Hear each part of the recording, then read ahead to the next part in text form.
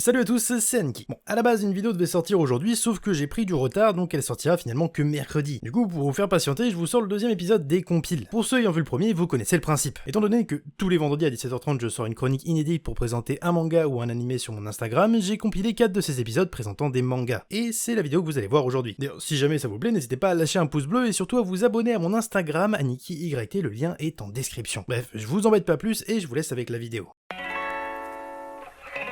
L'histoire se déroule au 19e siècle, durant la période de réunification de l'Allemagne par la Prusse ou l'Empire allemand. Enfin, un truc comme ça. De toute manière, le manga est pas une représentation historique exacte, mais ça permet de planter le décor. Bref, on y fait la connaissance de Balzar, un jeune commandant de l'Empire. Ce dernier est envoyé dans le pays du Baseland, un pays allié à l'Empire, afin d'y faire appliquer la réforme du système militaire. Seulement, alors que Balzar, habitué à la guerre, au sang et à une certaine forme de discipline, arrive dans cette école militaire, il va être totalement dépaysé. En effet, le Baseland est un petit pays habitué à la paix, accusant un retard technologique énorme, en plus d'être gouverné par une famille royale qui possède un pouvoir absolu. C'est le premier point fort de Balzar, la confrontation entre deux mondes, les habitués de la guerre et ceux ne l'ayant jamais connu, ce qui rend la lecture encore plus immersive. Mais c'est aussi une confrontation entre notre époque moderne et un temps révolu, sauf que cette confrontation se fait au sein même du manga, mais aussi à travers nos yeux de lecteur. Parce que, bon, je suis pas un expert militaire, mais quand je vois certaines stratégies de l'époque, c'est assez troublant. Un autre truc assez remarquable au sein de Balzar, le manga, pas le personnage, sinon ça serait bizarre, c'est que l'auteur enchaîne les éléments importants assez rapidement sans pour autant on soit débordé, puisque chaque personnage est présenté soigneusement. D'autant plus que l'univers dans lequel s'ancre le manga permet toutes les situations possibles. Certes, l'élément principal c'est la manière dont Balzar va entraîner les recrues, mais cependant tout un balai politique et militaire s'engage en parallèle. Et ça, que ce soit au sein de l'Empire, au sein du Baseland ou même via des personnages agissant dans l'ombre.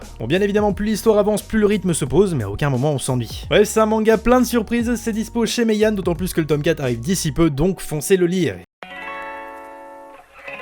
Bref, Doppelganger, c'est quoi? Je vous mets dans l'ambiance. L'histoire commence à Tokyo en 2003, plusieurs personnes sont retrouvées mortes asphyxiées. Très vite, un point commun est remarqué entre les victimes, la sculpture. Aucun doute pour les enquêteurs, ils ont affaire à un tueur en série. C'est alors que quelques semaines plus tard, la police arrêta Makoto Kenzaki et il fut condamné à mort. Sauf que ce dernier, en plus d'être le personnage principal, est surtout innocent. Malheureusement, il passera longtemps de sa vie dans le couloir de la mort avant d'être pendu dès les premières pages du manga. Alors ouais, un manga qui commence avec la mort de son protagoniste, c'est pas commun, mais grâce à un coup du sort, il se retrouve projeté dans le passé, un mois avant les débuts des meurtres des sculpteurs. Réalisant la chance qu'il a eue, il se décide de trouver un moyen pour empêcher les événements horribles qui suivront et pour se venger du véritable meurtrier. Mais ne sachant vers qui se tourner, Makoto va s'aider de lui-même, ou plus exactement de son double du passé. Ensemble, ils vont donc mener l'enquête afin de découvrir le véritable coupable. Et c'est là où le terme doppelganger prend tout son sens puisqu'il provient du folklore germanique qui signifie sosie ou double. Et comme précisé dans la préface, toute personne croisant son doppelganger est vouée à mourir. Ce premier tome est plein de surprises, on est très vite pris dans l'intrigue, on voit rapidement les différents points de vue se creuser entre les deux Makoto, mais le plus intéressant c'est qu'on nous présente différents suspects qui semblent tous coupables au fur et à mesure que l'histoire avance. Je vous avoue que j'ai vraiment hâte de lire la suite, surtout que la série se termine en seulement 4 tomes, ce qui en fera sûrement un très bon thriller.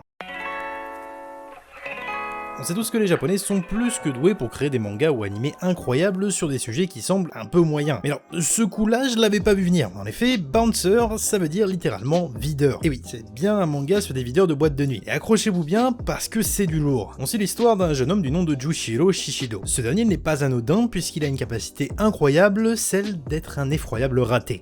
Oui, attends, en fait, c'est pas si bien que ça, finalement. Ayant quitté l'école sans obtenir son bac, il fait partie d'une majorité de travailleurs irréguliers, enchaînant les petits boulots les uns après les autres en se faisant virer à chaque fois très rapidement. La raison de ses licenciements est la même raison qui l'a poussé à quitter le lycée, Jushiro est un voyou. Alors ça sonne péjoratif dit comme ça, surtout que lui-même se considère comme tel puisque le manga débute avec cette phrase « Un sale voyou comme moi doit être prêt à crever comme un chien ». Mais pourtant c'est bien différent. Fait de par son éducation, Jushiro s'est toujours fixé l'objectif d'être fort et de devenir un homme bon. Ainsi sa nature fait qu'il ne peut rester indifférent face à une injustice. Dès qu'il voit quelqu'un se faire insulter, harceler ou maltraiter, il réagit par la violence. Seulement ce comportement est perçu comme antisocial par la majorité. Ainsi tout le monde le désigne comme étant un raté dont personne ne veut. Arrivé au fond du trou, Jushiro se retrouve en boîte pour tenter d'oublier sa peine. C'est alors que, voyant une fille se faire harceler, il réagit sans s'en rendre compte et démolit son agresseur. Seulement voilà, la sécurité de la boîte dans laquelle il se trouve est assurée par Tokyo Fist, une société de vigile plus que réputée. La réaction normale de n'importe qui serait de partir à ce moment-là, mais Jushiro va craquer et se décider à rentrer dans la boîte. Faisant preuve d'une énergie et d'une rage débordante, il arrive à se franchir un chemin avant de se retrouver face au patron de Tokyo Fist qui va littéralement l'atomiser. Bon, je vous passe les différents événements qui vont suivre comme son hospitalisation parce que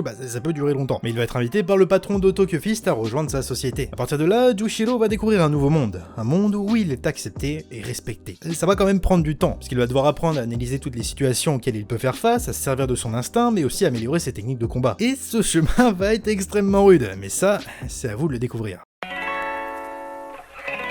Avant toute chose, histoire que vous restiez bien attentif, Planète est un manga de Makoto Yukimura, soit l'auteur de Vinland Saga. Bon, même si on est à des années-lumière de l'univers des Vikings ici, Planète n'en reste pas moins une vraie pépite. En effet, comme son nom l'indique, l'histoire se déroule dans l'espace. D'ailleurs, il existe également une version animée du manga que je n'ai pas vue, donc je vais plus me concentrer sur le manga, même si ça m'empêchera pas d'utiliser des extraits de l'animé histoire d'étoffer mes dires. Pour ce qui est de l'histoire en question, elle se déroule en 2075, soit dans un futur proche où on y suit un petit groupe de récupérateurs de débris spatiaux. Comme leur nom l'indique, leur objectif est de parcourir l'espace tout en restant dans l'orbite de la Terre pour récupérer le plus de débris possible, provenant d'anciens satellites, de fusées ou de collisions entre engins spatiaux. Ouais, hein, c'est littéralement des éboueurs de l'espace, d'autant plus que c'est l'un des métiers les plus dangereux qui soit, en plus d'être sous-payé et de laisser aux employés des engins et des outils vieux et obsolètes. Du coup, on a 4 personnages qui se développent à travers ce contexte. Même si, très rapidement, l'histoire va plus se concentrer sur l'un d'entre eux, de son surnom Hashimaki, qui va chercher à rejoindre une mission vers Jupiter pour obtenir gloire et richesse afin de réaliser son rêve, posséder sa propre navette. Planète met donc en avant une réalité dans laquelle les hommes ayant épuisé la majeure partie des ressources de la Terre seraient partis en chercher d'autres sur la Lune et sur d'autres planètes.